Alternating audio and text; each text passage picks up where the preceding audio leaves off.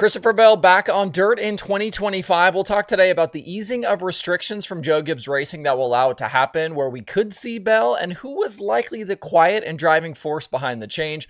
There's also sprint car news from Central PA and a lot more. Let's go.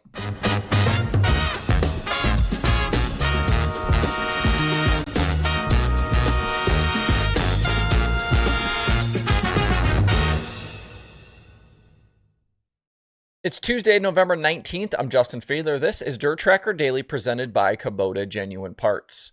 I'm sure by now you've seen the Jeff Gluck story from The Athletic and the New York Times floating around about Joe Gibbs Racing Cup drivers being allowed to run some dirt races again. If you didn't see it, Gluck had comments from team owner Joe Gibbs directly about the restrictions being loosened a bit on drivers signed to his team. It's been a topic of conversation on this show several times in the past, especially when it's come to Christopher Bell at the Chili Bowl and the Alex Bowman injury from 2023. If you might remember, Bowman was hurt in a midweek high-limit sprint car show and ended up missing several cup races, and then subsequently was outside the NASCAR playoffs that season. He hasn't raced on dirt since, even though his dirt team has appeared at the Chili Bowl and made scattered sprint car starts. Kyle Larson doesn't seem to have too many restrictions from his Hendrick Motorsports bosses, but there always comes that point in the season, especially around the playoffs, where Larson's dirt schedule goes cold. The overarching thought being that these guys don't need to take a bunch of extra risks and that their NASCAR deals need to be the main focus. It shouldn't be a shocking position given the money involved on the NASCAR side. This new take on the dirt racing situation from JGR was apparently brought on by the signing of Chase Briscoe and interest in dirt from Ty Gibbs. For CBell, he hasn't run a significant dirt schedule since 2022 when he ran something close to 30 races across midgets and micros and sprint cars. When Stewart House Racing engineer DJ Vanderlei was hurt and paralyzed in Bell's micro sprint event at Texas Motor Speedway late that season, though, it's my understanding that the JGR brass made it known they wanted Bell to keep his focus on NASCAR. That has meant no more Chili Bowl, and Bell didn't race any dirt the entire 2023 season. This piece from Gluck isn't altogether that surprising, as I was told earlier in 2024 that things for CBell were likely loosening a bit, and he did make an appearance in May at Millbridge in a non-wing micro. He finished fourth ahead of Jade Avedissian and Dazen Persley in a feature won by Sam Johnson. Briscoe moving over to JGR to replace Martin Truex seems to have played a role here, although his growing family will likely limit his dirt racing participation. I think the bigger factor here, though, is Ty Gibbs. Ty is obviously Joe's grandson and the fourth JGR driver alongside Bell, Briscoe, and Denny Hamlin, and he's become much more interested in dirt racing here recently. Gluck's story mentions that briefly, but doesn't really give too many details. So to fill in the gaps here, Ty has been racing micros at Millbridge since July, driving for Chad Boat. He's had some good runs and is looking to expand into other cars. Boat is an easy connection since he uses TRD power in his midgets and has campaigned cars for Bell and Larson in the past, along with Dale Earnhardt Jr.'s nephew, Wyatt Miller. It also doesn't hurt that he's local here to the Charlotte area.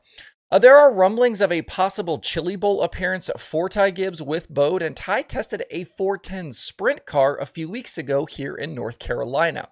That happened with Bernie Stubjen in the Indy Race Parts car right after Ricky Thornton Jr. was in it for the Charlotte test. I was told Gibbs ran well, looked like he'd done it before, and that Kyle Larson was there to observe. He said Ty looked good also. Getting Gibbs comfortable in a car is likely a first step towards maybe sprint car starts later on. What the future looks like, though, for Bell and Briscoe, I don't know, but both told Gluck they don't have plans at the moment for Chili Bowl. Obviously, with still about 2 months to go, it's not impossible for the two to put deals together, but it's not a foregone conclusion. Briscoe in the past has brought his own cars to Tulsa, and Bell could likely make one phone call to Keith Kunz and have a car ready and waiting for him. Bell and Brian Kemenaugh do still have their BKR team, but Bell told the Drivers Project's Daryl Turford that Kemenaugh doesn't have sprint cars anymore, so at least sprint car starts won't come there. Remember, Bell's final sprint car appearances back in 2022 came with Swindell Speed Lab. That car could be a possibility, although we haven't seen it at all since 2023. Kevin Swindell just came off a late season stretch where he helped Seth Bergman to the ASCS championship. I want to note as well, the shift from JGR is not suddenly a complete gloves-off situation. Gluck's story does say that the drivers do need to get approval for any races, so I don't know that I'd expect a sudden onslaught of dirt races for the three drivers. But more starts at Millbridge are probably likely, along with a handful of sprint car and midget appearances through the season. Either way, as dirt racing fans, it's fun to know we're going to have the chance to see these guys race in 2025. Moving on to other news from yesterday in Central Pennsylvania, the Stehman 23 sprint car has a new driver going forward. This had started to leak out here in recent days, and I first got wind of it a few weeks ago. Devin Borden had been in this car for several seasons, but he's been out the last few weeks dealing with some injuries and working on a side business. In his place, Justin Whittle had been driving it. But for 2025, Chase Dietz will join this team for a full schedule based heavily in Central Pennsylvania, along with some traveling. Dietz won twice this season, once at the Grove and once at Lincoln. He split time between his own car and the Zemco machine. And joining Dietz as crew chief will be Tommy Carl, who moves over from that Zemco team. There's no word yet on what this means for Zemco going forward, but the talk points to the possible end of the famous 1Z car. That's something we'll have to keep an eye out here for. Team owner John Stehman told Jeremy Elliott that it was time to move on from Borden and that they also are switching to Maxim chassis, so this 23 will be a completely different operation next year. Also in Pennsylvania, Selinsgrove Speedway has a new operating group. SCD Management, formed by Paula Schick, Jenna Mowry, and Colin Rice, will take over the track and run 20-plus races in 2025. They told SprintCarLimited.com that the plan is for super and limited late models, plus 6 or 7 410 sprint car shows. This new group takes over from Stephanie Baker and ERS Promotions, who had run the facility previously. We documented their struggles earlier this year with the ongoing lawsuits. They lost their World of Outlaws Sprint Car weekend and a lot of unpaid bills. The curious note from all of this is that Selinsgrove will go against Williamsgrove on some of those Fridays. With less than 70 miles between where the tracks sit, it could be a challenge to convince teams and fans to head north instead of going to Williamsgrove on those Fridays. Selinsgrove will open their 2025 season on April 11th with a full schedule still to come.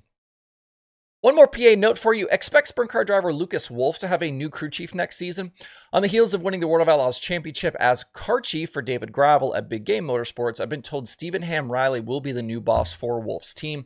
Wolfe ran 68 races in 2024. He won in May at Williamsgrove and picked up 28 top 10s along the way. This obviously means now that Gravel's team will have some changes for next season as well. As we close out today, a quick social media note for you. If you are on Blue Sky, you can find us at DIRTRACKR.com. I started posting over there in the last few days as I expand the Dirt Tracker footprint. So besides the daily shows on YouTube and podcast places, you can get dirt racing content from Dirt Tracker on Facebook, TikTok, Twitter, Threads, Instagram, and now Blue Sky. So wherever you are, we are as well. That's the daily show for today. Hope you guys have a great Tuesday out there. We'll see you right back here tomorrow.